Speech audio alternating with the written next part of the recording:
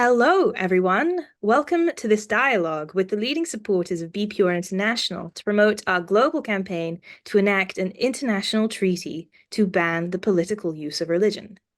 I'm Sai, and today I will be speaking with Dr. Joel Hunter. Dr. Joel, thank you so much for joining me today. I'm glad to be here. Dr. Joel is a prominent community leader, pastor, and bridge builder, partnering with organizations to incubate, advance, and accelerate social change initiatives focused on empathy and education. He was spiritual advisor to President Obama and considered as a powerful voice for philanthropy and community engagement. As ever, I can't cover everything, but please check out our website, bpur.org, for a full bio on Dr. Joel Hunter's history. Of course, you're also an ambassador for BPUR International. So, how did you initially get involved with BPUR, and why did you feel like this was a cause worthy of your time? Well, of course, Salam recruited me.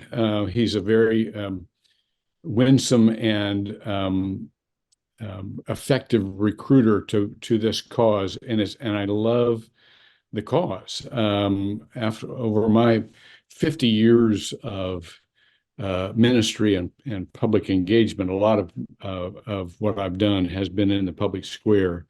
I've seen so many examples of religion being used as a coercive measure instead of a spiritually formative measure. And so when he told me what he was doing, I was very excited about participating.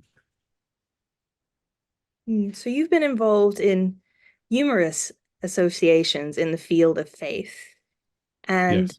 I would be really interested to hear you talk a little bit about BPUR's unique approach to this controversial issue of the abuse of religion in politics and why it resonated with you.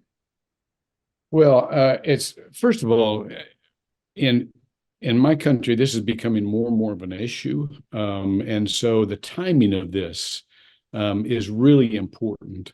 I have been all over the globe with. I've had quite an international partnering outreach, and so I've seen an example of this as a problem in many countries.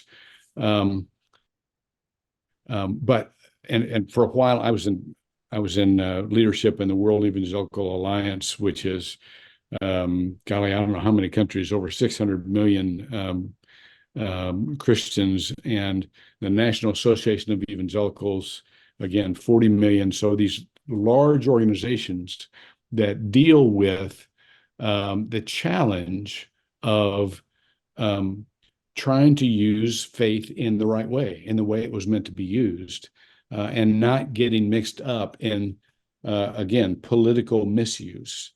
And so, as I have been a part of leadership in my local community and leadership at a state and a national level as well, um, um, I have seen the temptation that all of us have who are people of faith to use our faith as a means to power, as a means to exclusion, or at least denigration of those who aren't a part of our particular faith family.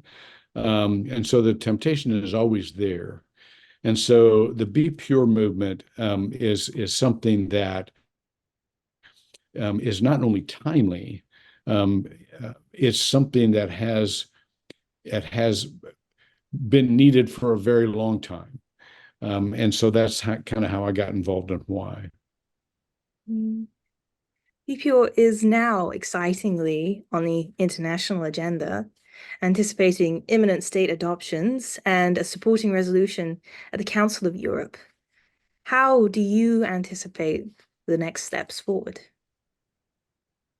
That's difficult to say because I'm not up to speed on the international, especially the European dynamics.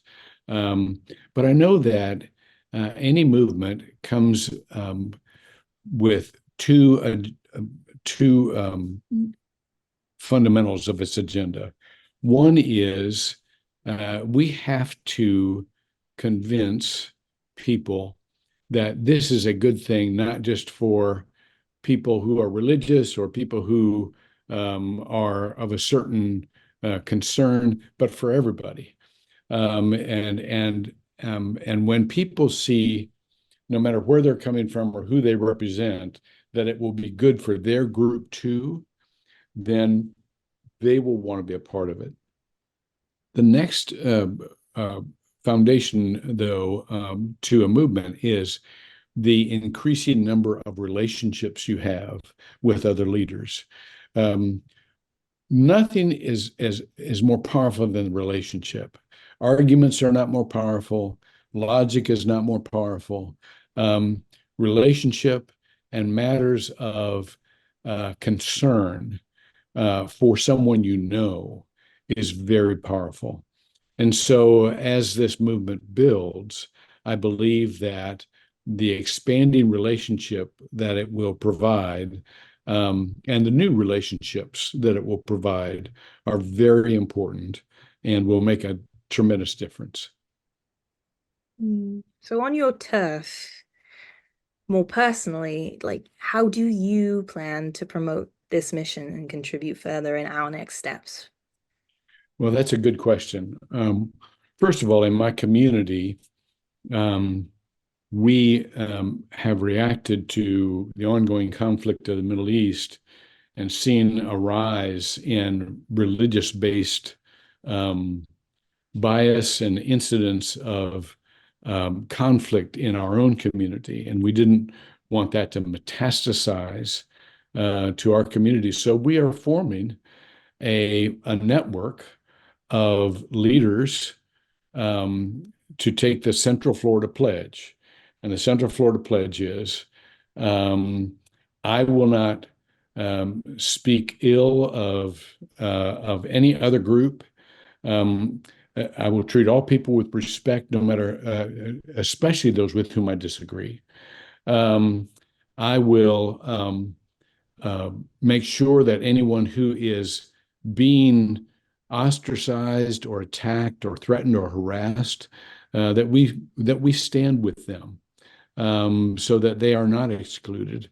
And then third, we educate ourselves in all forms of discrimination so that we understand what the problem is and we can approach it intelligently.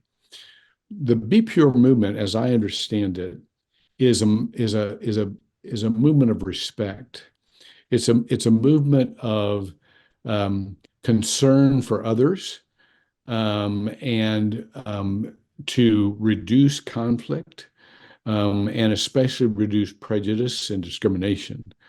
And so, as far as that goes, I think that that's key for us in our own communities. When I worked with President Obama, I was his spiritual advisor for both of his terms. Um, we did not have a political relationship. He didn't ask me to get votes. He didn't use my faith.